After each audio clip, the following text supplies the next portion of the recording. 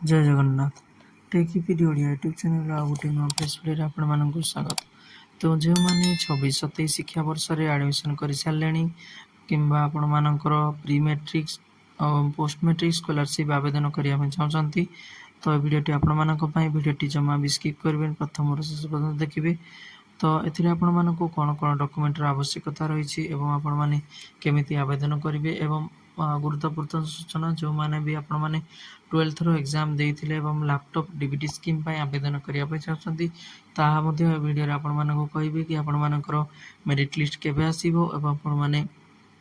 केबे तार आवेदन आरंभ करेंगे। सिंपल देखो Odisha state scholarship official website आपण किसी देखा ये देखो आपर नोटिस आसूँ कि opening of portal fresh and renewal academic year 26-27 अर्थात कि आपण मानकर शिक्षा वर्ष 26-27 आवेदन आरंभ हो सारा। सिंपल देखो ये आप ओपनिंग डेट ऑफ एप्लिकेशन अच्छी 29/7/2026 एवं क्लोजिंग डेट आपर अच्छी 29/9/2026 एवं last date of verification by institute द्वारा आपण वेरिफिकेशन 9/10/2026 पर्यंत रही एवं आपण मान स्टेट अथॉरिटी द्वारा आपण वेरिफिकेशन 9/11/26 रही एवं आपण स्कॉलरशिप टंका फेब्रुआरी मासर आसवा आरंभ हो। सिंपल देखो आपण मानकर एटा रही डेडलाइन एवं ए भितर आपण मानकर देखो जो मानकर भी SC ST सर्टिफिकेट रे बारकोड नाही आपण माने निजर SC ST OBC किंबा ECBC जेकोसी सर्टिफिकेट आपण माने आवेदन करछंती ता आपण माने शीघ्र ही आवेदन करा नियंतु। चाहतो आम सीधा सड़क चलिए होम पेज को से आपण मानक देखो आपण माने सीधा होम पेज पर जमती क्लिक करेंगे आपण मानक सॉरी आपण मानकर स्कीम ऊपर को आसीजिबा ये देखो आपण मानकर स्कीम रे सिंपली अछि आपण मानकर pre matric scholarship for IX एवं एक्स तो एटा आपण मानकर संपूर्ण आपणकर स्कूल रे आपण मानकर आवेदन होबो तापे आपण माने निज निज स्कूल रे आपण माने आवेदन करि परिबे एवं एटी देखो आपण मानकर साइट रे जो अछि आपण मानकर पोस्ट मैट्रिक स्कॉलरशिप सेटा आपण मानकू निजे ही आवेदन करिया पड़िबो किबा आपण ऑनलाइन माध्यम किबा जनसेवा केंद्र किबा मोम सेवा केंद्र आपण माने जाई आवेदन करि परिबे। देखो ये आपण मानकर गोटे अच्छी निर्माण श्रमिक कल्याण योजना जे पर्यंत स्टार्ट होना ए पर्यंत सिंपली आपण माने पूर्व वर्ष जो माने आवेदन करथिले से मानकर ही चालू अछि। तो एथिरे आपण मानकर डॉक्यूमेंट कोन कोन आवश्यक रही आपण मानकर category certificate first of all second आपण मानकर एडमिशन रिसिप्ट जोटा आपण माने एडमिशन करथिबे एवं मोस्ट इंपोर्टेंट एथिरे आपण मानकर इनकम सर्टिफिकेट आवश्यक रही जदि आपण मानकर फैमिली इनकम 2,50,000 रु कम अछि ताले आपण माने आवेदन करि परिबे एतिक जिनस एवं आपण मानकर सब किछि मार्कशीट और आपण मानकर बैंक पासबुक एतिक डॉक्यूमेंट आपण मानकर नित्यांत आवश्यक स्कॉलरशिप पकेया तो आपण माने जे माने भी आवेदन करिया चाहते वर्तमान पर्यंत टाइम अच्छी सिंपली आपण माने निजर डॉक्यूमेंट को आवेदन कराई नियंतु।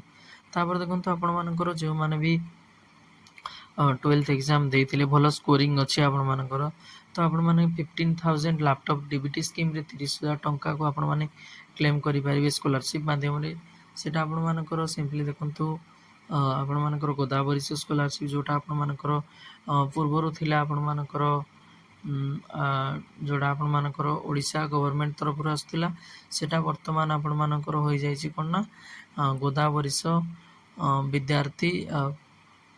प्रोत्साहन योजना जोटा कि लैपटॉप डीबीटी स्कीम तो आपण मानकर लास्ट डेट ऑफ अप्लाई थिला